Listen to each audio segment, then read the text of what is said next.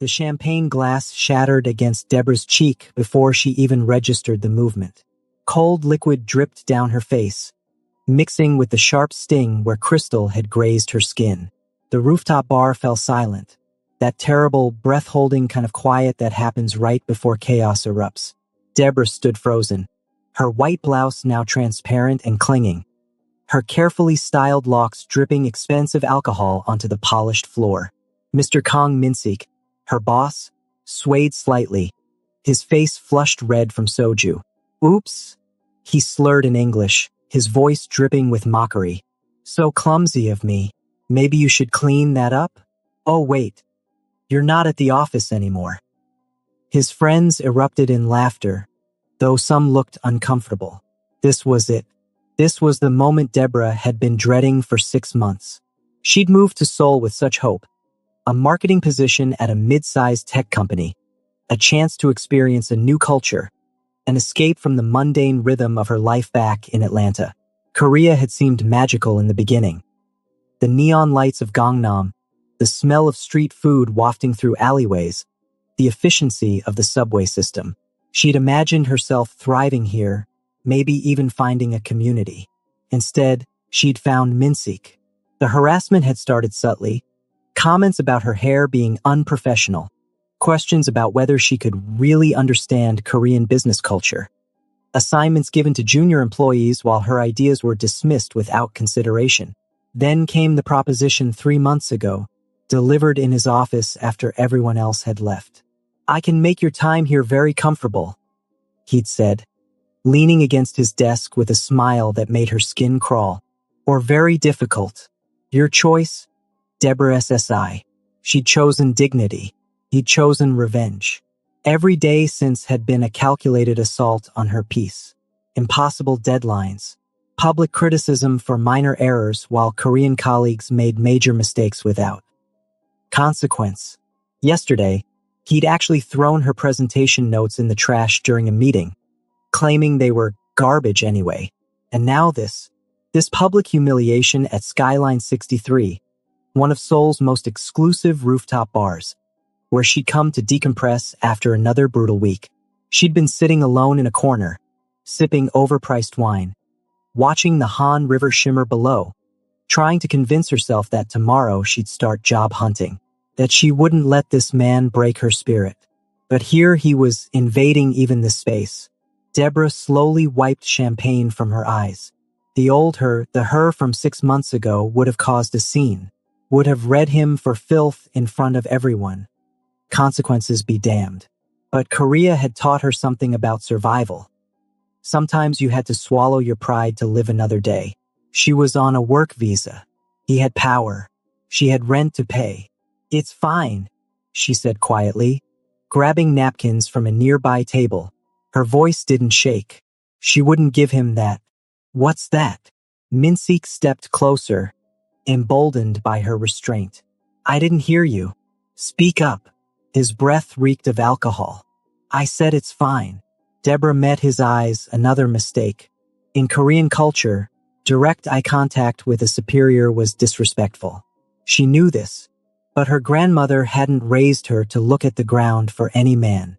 His face darkened. "You think you're better than us, don't you? Coming here with your American arrogance." "Minsika," a woman's voice cut through the tension. One of his colleagues, a woman named Park Jae-hai, touched his arm nervously. "Maybe we should." He shook her off. "You know what your problem is?" He jabbed a finger toward Deborah. "You people always think you deserve special treatment. I give you a job, bring you to my country, and you can't even show basic gratitude. Your country's been real welcoming," Deborah muttered, still dabbing at her blouse. She couldn't help herself. Survival instinct warred with self-respect, and tonight she was tired of losing. "What did you say?" Minsik's voice rose dangerously. "Nothing." She turned away, gathering her purse. She'd leave. It wasn't worth it. None of this was worth it. But Minsik wasn't done. He grabbed her wrist, hard enough to hurt, and spun her around. "When I'm talking to you, you listen." The world exploded into motion. 1 second, Minseek's fingers were digging into her wrist. The next, he was on the ground, gasping, his arm twisted at an unnatural angle behind his back. A man in an impeccably tailored black suit had appeared from nowhere, moving with the fluid precision of a dancer or a fighter. He held Minseek down with one hand, barely exerting effort, while his other hand straightened his silver cufflinks. "I believe," the stranger said in perfect Korean, his voice soft and pleasant, "that the lady asked you to leave her alone." The rooftop seemed to tilt. Several of Minseek's friends had stood up, but they weren't moving to help him. They were backing away, faces pale. The bartender had disappeared entirely. Even the music seemed quieter. The stranger wasn't particularly tall, maybe 5'10", but he commanded the space like he owned it. His black hair was swept back from a face that belonged in a cologne advertisement. Sharp jawline, high cheekbones, eyes so dark they looked black in the ambient lighting. But it wasn't his looks that made people retreat. It was something else. An energy. A warning. "Do you know who I am?" Minseek wheezed from the ground, trying to save face even while his arm was being held at a painful angle. "Kong Minseek," the stranger said pleasantly. "CEO of My Revision Tech, recently divorced. 3 million won in gambling debts at the Weizong card room. A son studying at MIT whose tuition you're 2 months behind on." He smiled, and it was terrifying in its warmth. "I know exactly who you are. The question is, do you know who I am?" The color drained from Minseek's face. "Now," the stranger continued, releasing Minseek's arm and stepping back. "You're going to apologize to this woman. Then you're going to leave. And if I ever hear that you've bothered her again, at work, on the street, anywhere, I'll be very disappointed. And when I'm disappointed..." He trailed off, letting the implication hang. Minseek scrambled to his feet, cradling his arm. He looked at Deborah, and for the first time in 6 months, she saw fear in his eyes. Real, genuine fear. "I apologize," he muttered, the words clearly choking him. "Louder," the stranger said softly. And in English, "She deserves to hear it properly." "I apologize for my behavior," Minseek said louder, in heavily accented English. "It was inappropriate." The stranger made a small gesture with his hand. "Continue." I will ensure there are no further issues at the workplace," Minseek added, sweat beading on his forehead. "Wonderful." The stranger's smile widened. "Now leave, and take your friends with you." The exodus was immediate and undignified. Minseek and his entire group practically ran for the elevators, leaving behind half-drunk cocktails and an abandoned karaoke machine. In less than a minute, the rooftop bar had cleared of everyone except Deborah, the stranger, and a few shell-shocked onlookers who quickly found reasons to move to the opposite end of the space. Deborah realized she'd been holding her breath. She released it slowly, her hands trembling now that the adrenaline was fading. The stranger turned to face her, and his entire demeanor shifted. The dangerous edge disappeared, replaced by something almost gentle. "Are you all right?" he asked in English, his accent barely noticeable. "Your cheek is bleeding." Deborah touched her face, and her fingers came away with a small amount of blood. The champagne glass must have cut her. She hadn't even felt it. "I'm fine," she said automatically, then laughed. A slightly hysterical sound. "Actually, no, I'm really not fine, but I will be. Thank you for whatever that was." "That was justice," he said simply. "May I?" He gestured to the empty chair across from where she'd been sitting. Deborah's survival instincts kicked in again. This man had just terrified her boss with what seemed like minimal effort. The way everyone had reacted to him suggested he was dangerous. Very dangerous.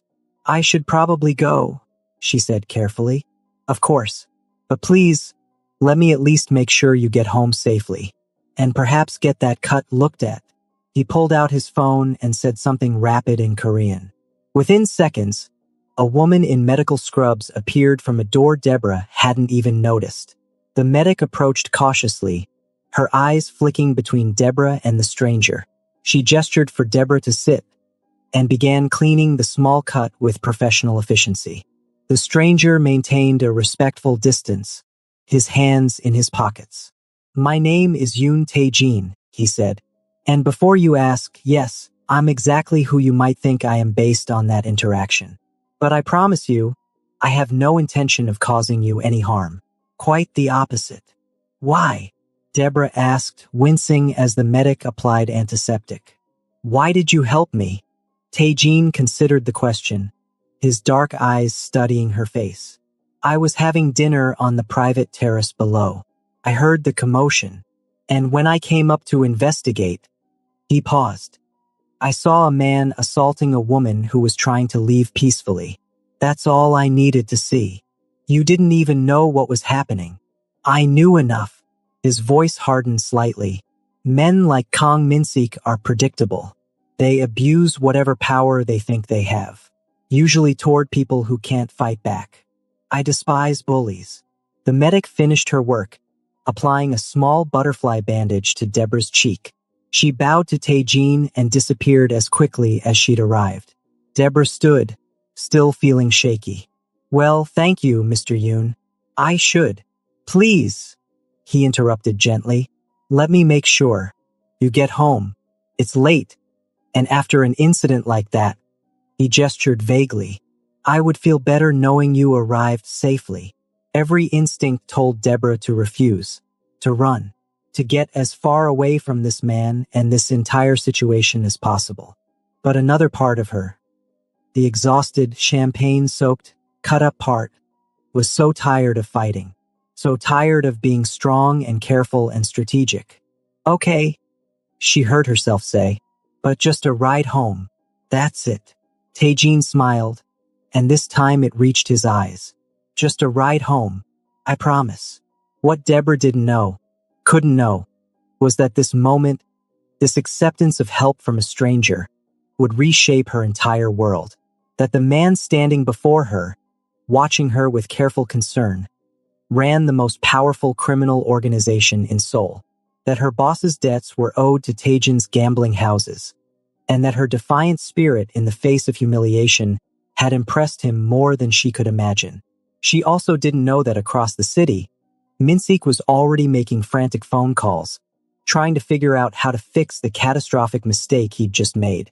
All she knew was that she was tired, hurt, and for the first time in months, someone had stood up for her. Sometimes that's enough to change everything. Deborah woke up to 17 missed calls and a resignation letter she didn't remember writing. Sunlight streamed through her tiny studio apartment in Itaewon, illuminating the chaos of her life. Empty ramen containers, a pile of laundry she'd been meaning to fold for 3 weeks, her collection of Korean study books gathering dust. Her phone buzzed again. Number 18. She glanced at the screen. My Revision HR department. "Oh, hell no," she muttered, silencing the call. Her head pounded from the cheap wine she'd finished after getting home last night. Or was it early this morning? The events at Skyline 63 felt surreal in the harsh light of day. Had that really happened? Had her boss really thrown champagne in her face? Had a terrifyingly beautiful man really appeared out of nowhere and bent Min-sik into a pretzel? Her phone buzzed with a text. "Ms. Richardson, this is Park Soo-min from HR. We need to discuss your employment status immediately. Please call back." Deborah laughed. A bitter, exhausted sound. Her employment status, right? Because she was definitely the problem here. She was drafting a response that was probably too honest when her buzzer rang. She froze. Nobody visited her. She'd made exactly 2 friends in Seoul. Jamie, an English teacher from Canada who'd moved back home last month, and Mrs. Kim, her elderly neighbor who occasionally brought her kimchi and worried that she ate too many delivery meals. The buzzer rang again, more insistent. Deborah shuffled to the intercom in her oversized Atlanta Braves t-shirt and shorts, her locks wrapped in a silk scarf. "Yobasio, Ms. Richardson?"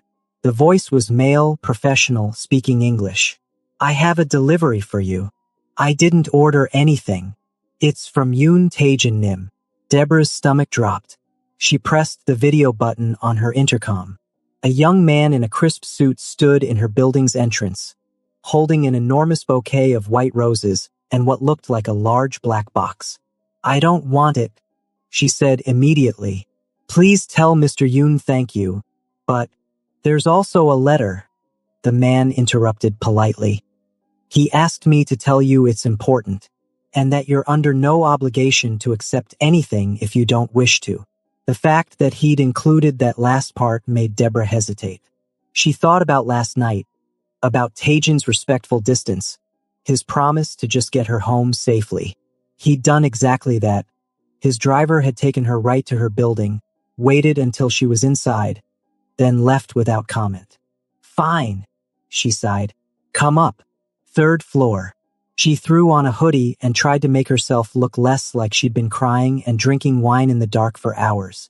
When she opened her door, the delivery man bowed deeply, handed her the roses, the box, and a cream-colored envelope with her name written in elegant handwriting. "Have a good day, Ms. Richardson," he said, bowing again before disappearing down the stairs. Deborah closed her door and stared at the hall. The roses were gorgeous, easily 2 dozen, their scent filling her tiny apartment. The black box was from a high-end department store. And the letter, she opened it with trembling fingers. "Ms. Richardson, please forgive the intrusion. I wanted to ensure you were well after last night's unfortunate incident. The flowers are an apology for not intervening sooner. The box contains a replacement for your blouse, which I understand was ruined. I hope I estimated the size correctly. I've taken the liberty of making a phone call regarding your employment situation. You should receive a call from a Mr. Han Jae-woo at Summit Group Holdings this morning. They're looking for a marketing director for their international division. I mentioned you might be interested. The decision is entirely yours. I also wanted to extend an invitation to lunch, should you be willing. There's a matter I'd like to discuss with you. Nothing concerning, I promise. Simply a proposal that I think might interest you. My number is below. No pressure. No expectations. Respectfully, Yoon Taejin." Deborah read the letter 3 times. Then she opened the black box. Inside was a silk blouse in deep emerald green, her exact size, from a brand she couldn't afford in a million years.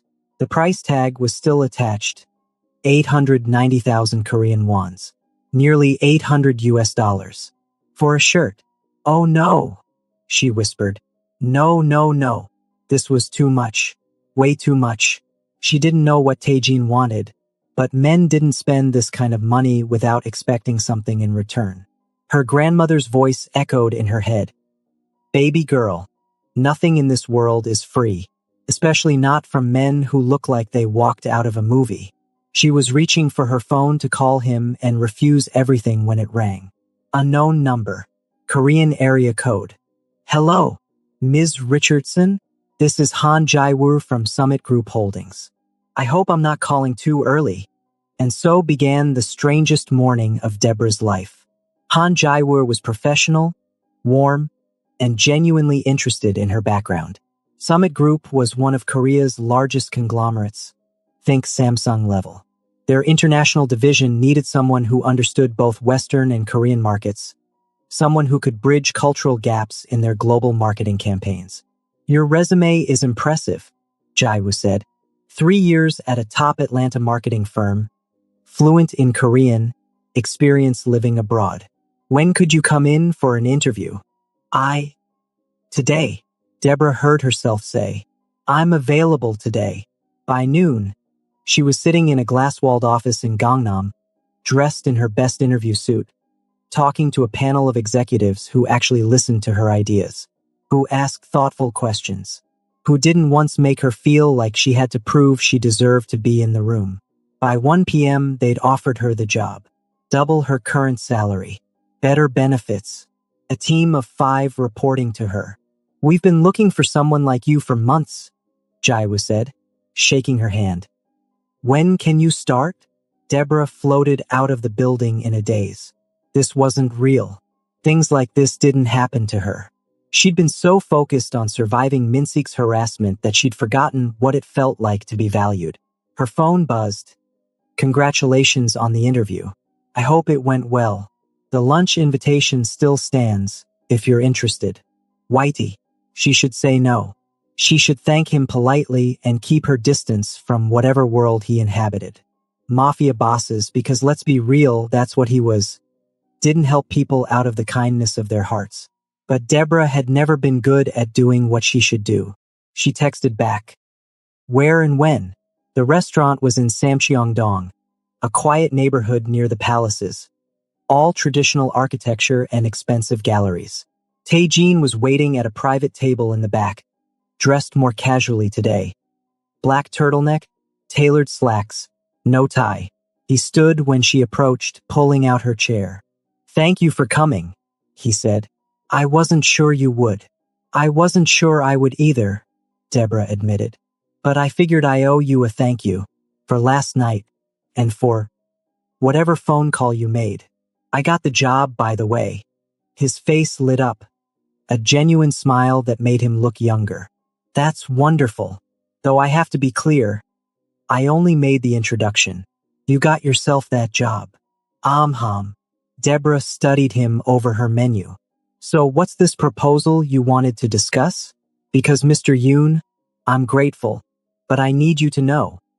I'm not interested in anything transactional.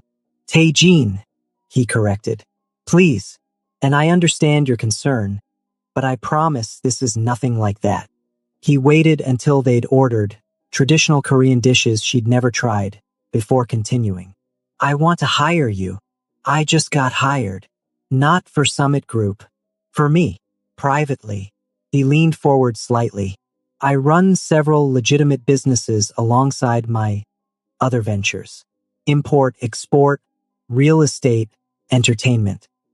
Venues. They all need marketing, brand development, public relations. And they all need someone who understands how to navigate both Korean and international markets. You want me to do PR for the Mafia? Deborah said flatly. I want you to do PR for my legitimate holdings, he corrected. And before you ask, yes, everything I'm proposing is legal. I have lawyers who ensure that. Good lawyers. Why me? Because you're talented. Because you're not afraid to stand up for yourself. Because you're an outsider, which means you see things my Korean employees miss. He paused. And because I think you could use someone in your corner. Korea can be difficult when you're alone. The food arrived, providing a welcome interruption. Deborah's mind raced. This was insane. She should walk away. She had a good job now, a fresh start. She didn't need to get tangled up with criminals. But that practical voice was drowned out by something else. Curiosity. And maybe, just maybe, a little bit of fuck it. What would this involve? She asked. They talked for 2 hours. Tae-jin was surprisingly forthcoming about his operations, or at least the legal parts. He owned 3 upscale nightclubs, 2 restaurants, a chain of PC bangs, internet cafes, and several commercial properties throughout Seoul. All of them needed better marketing, especially to international clients. I can pay you 15 million Korean wons per month, he said, as a consultant, separate from your summit job. The work would be flexible, mostly strategic planning, campaign development, some event coordination. Deborah nearly choked on her tea. 15 million won. That was nearly 13,000 US dollars per month for part-time work. That's too much, she said automatically. It's what you're worth. His tone was firm. And full transparency. Yes, having someone with your background and perspective benefits me. But this isn't charity. I expect results. And if I say no, then we finish this lovely meal. I thank you for your time. And you never hear from me again. Except perhaps a congratulations gift when you excel at Summit, which I'm certain you will. He smiled. No pressure, Deborah. I mean that. She believed him, which was crazy because she shouldn't. But something about Tae-jin felt different. Dangerous, yes. Powerful, absolutely. But not predatory. Not like Minsik. Can I think about it? She asked. Of course. Take all the time you need. They parted ways outside the restaurant, and Tajin's driver offered her a ride home. She accepted, still processing everything. As the car glided through Seoul traffic, her phone buzzed with a text from an unknown number. Ms. Richardson, this is Kang Min-sik. I want to apologize again for last night. I was drunk and behaved inappropriately. I've also been informed that you'll be leaving my revision. Please know this is entirely your choice, and we will provide excellent references and your full severance package. I wish you the best in your future endeavors. Deborah laughed out loud. The driver glanced at her in the rearview mirror but said nothing. Min-sik was terrified. Absolutely terrified. Which meant Tajin's reach was even more extensive than she'd thought. Her phone buzzed again. This time it was her mom, calling from Atlanta. Deborah hesitated, then answered. Hey, Mama. Baby girl. I had a feeling I should check on you. How are you doing? You sound different. I'm good, Mama. Actually, I'm really good. Something happened. Something big. She told her mother about getting the new job, leaving out the champagne incident and the Mafia boss part. Her mother cried happy tears, proud and relieved. I knew Korea would be good for you, her mother said. I knew you just needed to find your people. After they hung up, Deborah stared out the window at the Seoul skyline. Had she found her people? Maybe not in the traditional sense. But for the first time in months, she felt like she wasn't fighting alone. Her phone buzzed one more time. A text from Tajin, no pressure, but my offer stands. Also, there's a comedy show in Hongdae this weekend. English and Korean performers. I have an extra ticket if you'd like to come. As friends. I promise I'm not always so serious. Deborah smiled despite herself. A Mafia boss who liked comedy shows, who sent thoughtful texts, who seemed to actually see her as a person, not a commodity. I'll think about the job, she texted back. But yes to the comedy show. I could use a laugh. It's a date. Well, not a date. You know what I mean. Whitey. She did know. And that was the strangest part of all. Despite everything. The danger, the complications, the absolute insanity of her situation. She trusted him. Maybe that would turn out to be a mistake. But Deborah had learned something important over the past 6 months. Sometimes the biggest mistake was playing it safe. Sometimes you had to take risks to find out who you really were. She texted one more message. I'll take the consulting job. On one condition. Name it. Whitey. We stay friends. Just friends. No matter what. The response came immediately. Deal. Welcome to the team, Deborah. I think this is the beginning of something interesting. As the car pulled up to her building, Deborah couldn't help but grin. Interesting was one word for it. Completely insane was another.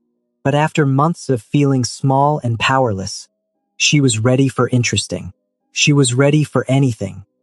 3 months later, Deborah was living a double life and loving every minute of it. Mornings belonged to Summit Group. She'd show up to the sleek Gangnam office in her power suits, lead meetings in Korean and English, pitch campaigns that had executives nodding enthusiastically. Her team, 3 Korean women and 2 men from her international division, had initially been skeptical of her. But after she'd saved their luxury watch campaign from disaster by suggesting they feature Korean athletes instead of foreign models, they'd come around. Deborah Nim is scary smart. She'd overheard one of them tell another. She gets things we don't even realize we're missing. Evenings and weekends belong to Tajin's world. She transformed the branding for his club, Aurora, shifting it from generic upscale nightclub to premier destination for international artists and Seoul's creative class. Bookings had increased by 40%. His restaurant in Itaewon, previously struggling, now had a 3-week waitlist after she'd orchestrated a collaboration with a popular food blogger and redesigned their entire social media presence. You're making me look good, Tajin had said during their weekly check-in meeting at a cafe in Seongsu-dong. They'd fallen into a rhythm. Every Thursday afternoon, they'd meet somewhere low-key to discuss business. My investors are very impressed. Your investors are scary, Deborah had replied, thinking about the stone-faced men in expensive suits she presented to last week. They're puppies compared to some people I know. Taejin had grinned. Speaking of which, I need you to plan an event. That event was tonight.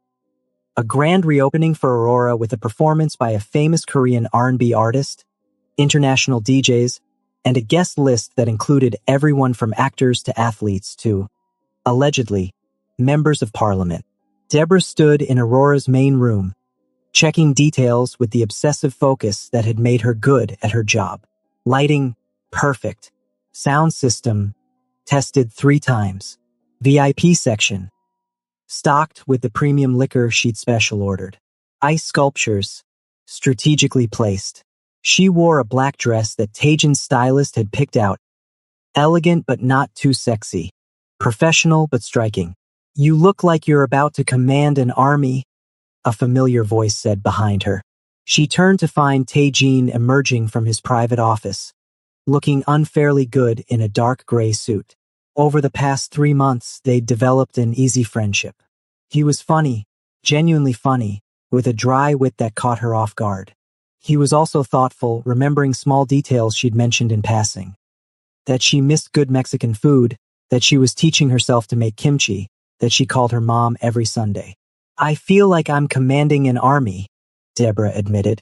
Do you know how many egos I've had to manage today? Your DJ almost got into a fistfight with the lighting director. Han Juno, Taejin sighed. He's talented but dramatic. I'll talk to him. Already handled. I told him if he didn't behave, I'd hire his rival for next month's event. Deborah smirked. He got real cooperative after that. Taejin laughed.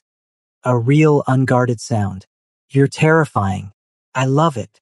Over his shoulder, Deborah spotted 2 of Taejin's associates watching them with barely concealed interest. She'd learned to recognize his inner circle. Choi Yongo, his second in command, was all business and intimidation. Lee Miho handled security and looked like he could bench press a car. Kim Sarah, the only woman in the upper ranks, ran their financial operations and had warmed to Deborah after she'd suggested several tax strategies. But the others, the dozens of men who orbited Taejin's world, still watched her with suspicion. The foreign woman who'd somehow gained their boss's trust. The outsider who sat in on strategic meetings. They're staring again, Deborah murmured. Let them stare. Taejin's voice was casual, but she caught the edge of warning in it. You've earned your place here. More than most of them have. The doors opened at 9 p.m., and Aurora transformed into controlled chaos. Seoul's beautiful people flooded in. Influencers taking selfies, businessmen heading straight for the VIP section, groups of friends claiming tables. The music pulsed through Deborah's bones as she moved through the crowd, troubleshooting problems before they escalated. By 11, the club was packed beyond capacity. The fire marshal would have had a heart attack, but Taejin had people who handled such concerns. Deborah was at the bar, coordinating with the head bartender about their champagne supply, when someone grabbed her arm. She spun around to find a drunk Korean man in an expensive watch and too much cologne. Hey, beautiful, he slurred in English. You working tonight? How much for private time? Deborah's blood went cold, then immediately boiling hot. Excuse me? You heard me. Foreign girls at clubs like this. I know what you do. His grip tightened. So how much?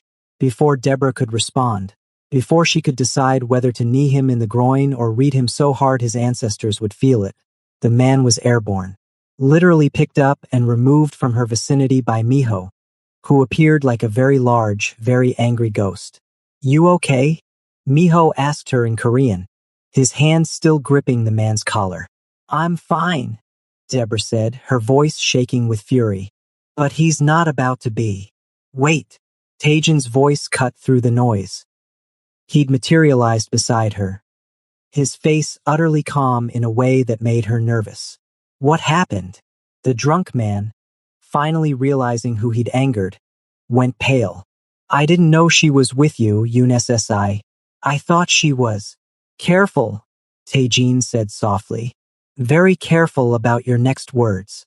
Deborah watched, fascinated and slightly horrified, as the man practically dissolved with fear. This was the side of Taejin she rarely saw, the dangerous side that made powerful people scramble. Part of her wanted to tell him to let it go. The other part wanted to watch. I apologize, the man gasped. Sincerely, I was drunk and stupid. Please. You were disrespectful to my colleague, Taejin corrected. And you made assumptions based on her race and presence here. That's not just stupid. That's unforgivable. Taejin, Deborah said quietly. He's not worth it. Taejin looked at her, his expression unreadable. Then he nodded. You're right. To Miho, get him out, permanently banned, and make sure everyone knows why. As Miho dragged the man toward the exit, Taejin turned to Deborah. Are you sure you're okay? Yeah. She took a breath. Not my first time dealing with jerks. Won't be my last.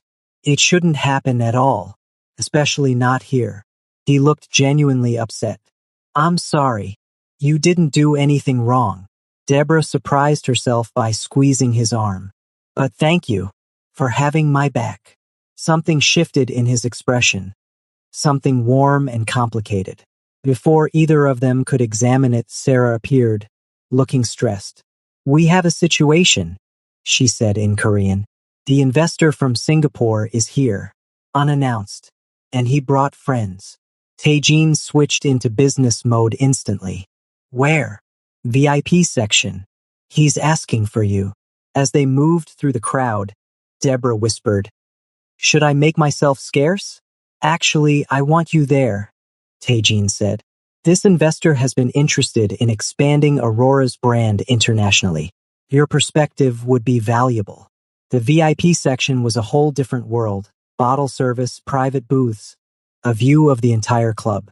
The Singapore investor turned out to be a smooth-talking businessman named Richard Chun, flanked by 2 associates and 3 women who looked bored.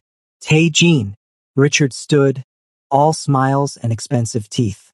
Didn't expect the club to be this packed on a Thursday. Impressive. We had a soft reopening, Taejin said smoothly, shaking his hand. Richard, this is Deborah Richardson, my director of strategic marketing. Richard's eyes lit up with interest, the professional kind. Thank God. The one who orchestrated all this? I've been following Aurora's social media. Brilliant work. They talked business for an hour. Richard wanted to franchise the Aurora concept to Singapore, maybe Hong Kong. He had investors ready, locations scouted. Deborah found herself in her element, discussing brand identity and market differentiation, pointing out potential challenges in Southeast Asian markets. You know your stuff, Richard said, clearly impressed. Most marketing people talk theory. You talk reality. I've learned from experience, Deborah replied. The hard way, mostly. By 2 a.m., they'd sketched out the basics of a deal. Richard left with promises to send contracts, and Taejin looked energized rather than exhausted. That was incredible, he said as they watched the crowd from his private office. You just helped me land the biggest expansion opportunity I've had in years. We helped, Deborah corrected. I just asked the right questions. Don't diminish what you do. Taejin poured them both water. Neither of them drank alcohol during work events.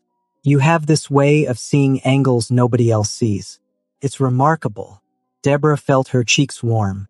Over the past 3 months, moments like this had become more frequent. Little sparks of connection that felt like more than friendship. She'd shut them down immediately, remembering their agreement. Friends. Just friends. But lately, she'd been wondering if that was what she actually wanted. Can I ask you something? She said before she could stop herself. Always. Why did you really help me that night? At Skyline 63. Taejin was quiet for a long moment. Honestly, I don't know if I can explain it. I saw you sitting there alone, looking so tired but determined.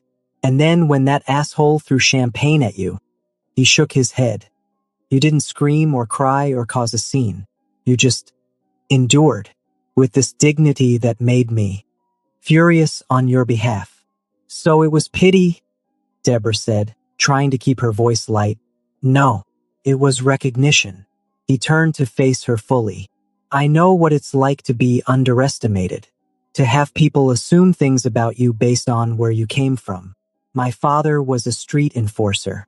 I built everything I have from nothing, and people still look at me like I'm just a thug in an expensive suit. Deborah had never heard him talk about his background. I didn't know that. I don't advertise it. He smiled sadly. But when I saw you, this brilliant woman being disrespected by someone who had power over you, I recognized that feeling, and I decided I could do something about it. Maybe I couldn't change my own past, but I could change your present. Tae-Jean.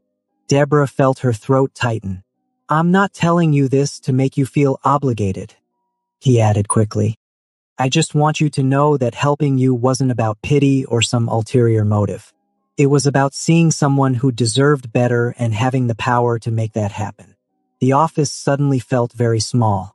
Deborah was acutely aware of how close they were standing, how the city lights behind him cast shadows across his face, how easy it would be to just... Her phone rang. Mom. Because of course it was. I should take this, Deborah said, stepping back. It's late there. Must be important. Tae-Jean nodded, understanding. I'll check on things downstairs. After he left, Deborah answered her phone to find her mother in crisis. Deborah's grandmother, her favorite person in the world, had been hospitalized. Pneumonia. She was stable but asking for Deborah. I need to come home, Deborah said immediately. For how long? Baby, you have a job. 2 jobs now. Her mother sounded exhausted. We'll manage. But Deborah could hear what wasn't being said. Her grandmother was 87. Pneumonia at that age was serious. The next morning, Deborah sat in Tae-Jean's office, his real office, in a nondescript building in Gangnam that housed his legitimate business operations. She'd barely slept, too busy booking flights and coordinating with her summit group manager. I need 2 weeks off, she told him. Maybe 3. Family emergency. Done, Tae-Jean said immediately. Take whatever time you need.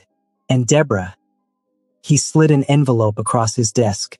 Please, for your flight, accommodation, anything you need. She opened it to find a stack of cash. American dollars. Thousands of them. I can't accept this, she said automatically. You can and you will. His tone left no room for argument. Your grandmother needs you. You shouldn't have to worry about money on top of everything else. Deborah felt tears prick her eyes. Exhaustion and gratitude and something else she couldn't name. Thank you, she whispered. Call me when you land. And Deborah. He came around the desk, pulling her into a brief, tight hug that somehow made everything feel less overwhelming. Family first. Always. Everything else can wait. Atlanta felt like stepping into a memory. The humidity, the sound of English everywhere, the sight of her mother's face at the airport. It all hit Deborah harder than she'd expected. She cried in the car, surprising herself. You look different, her mother said, studying her. Older, but good different. Her grandmother was in good spirits despite being connected to oxygen. Girl, what did you do to your hair? Was the first thing she said when Deborah walked in. You look like you're about to run somebody's company.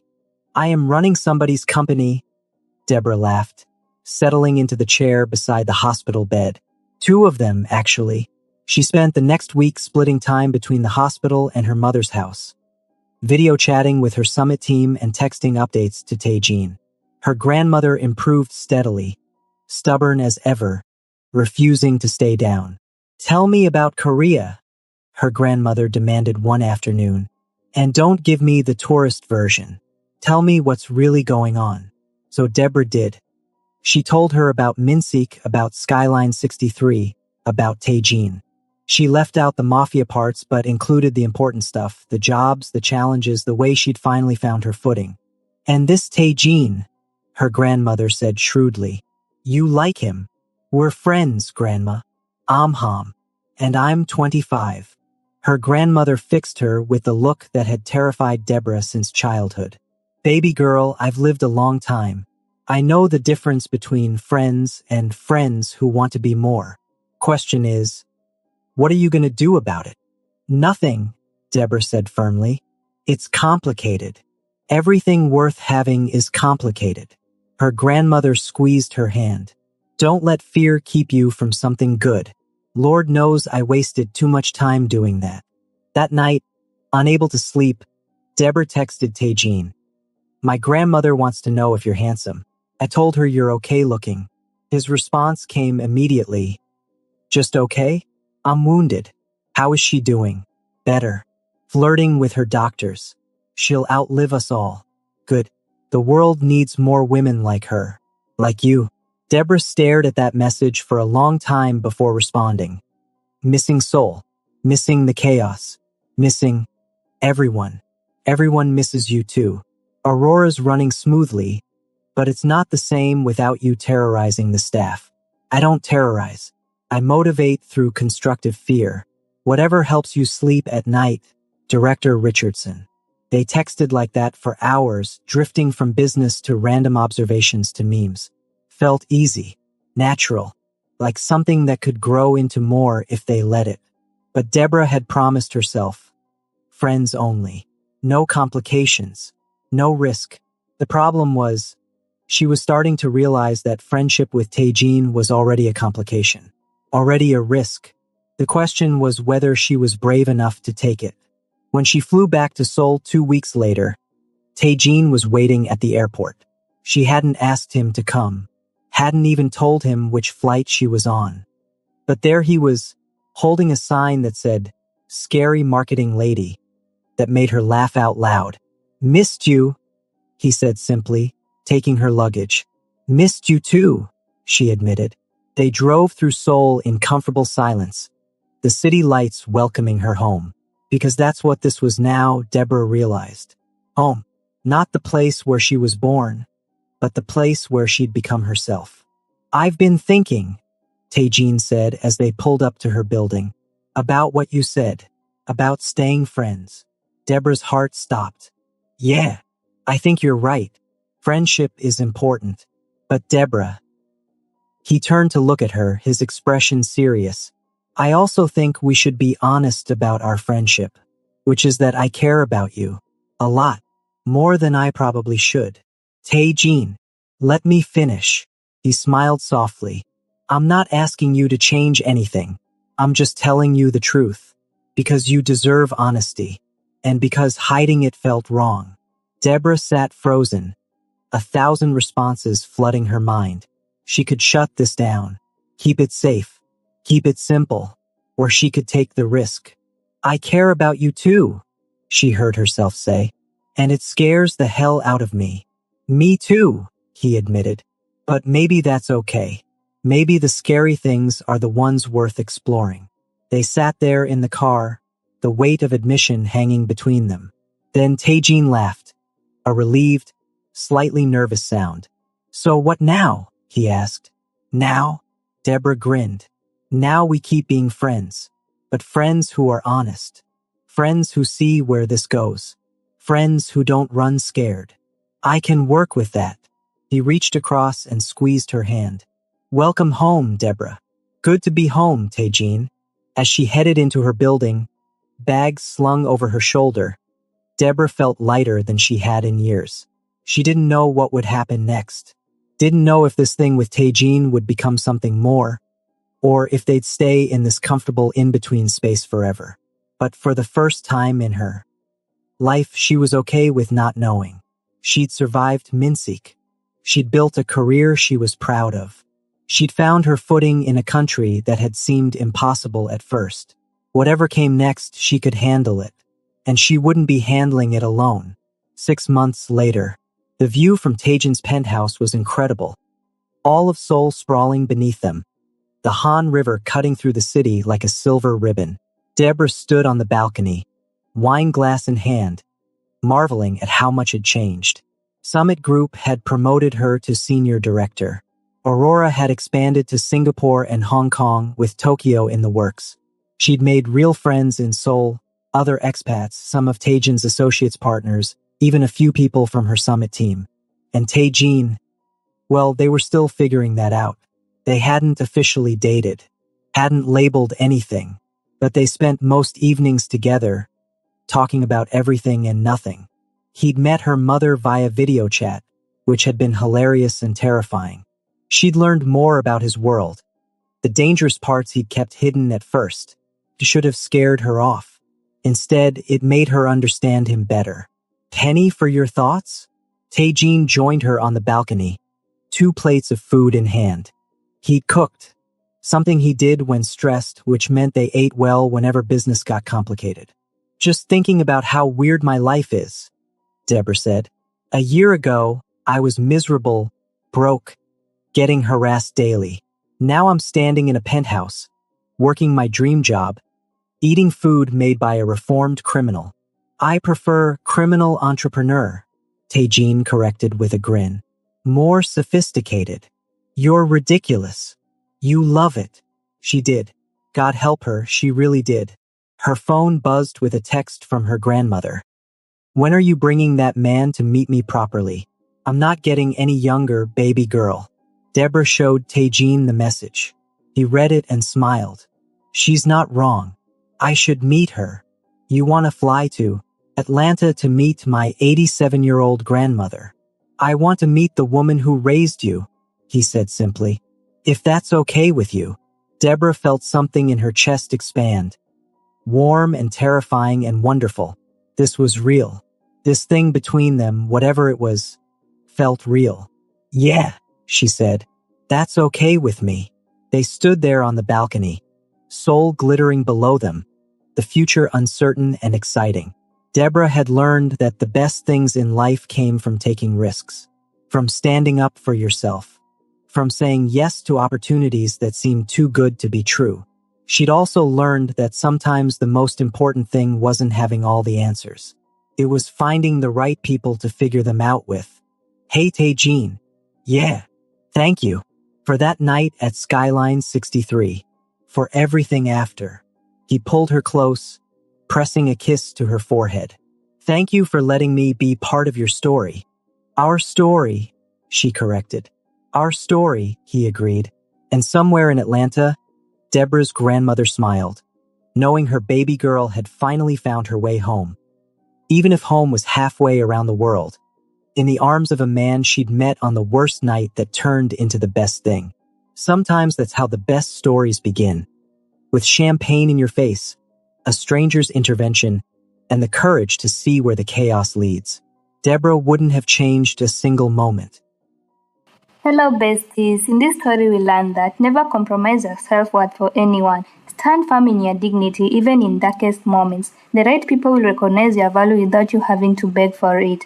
Sometimes help comes from unexpected places, but your courage and refusal to accept less than you deserve is what truly changes your story. Thank you so much for watching. Kindly like, subscribe and share.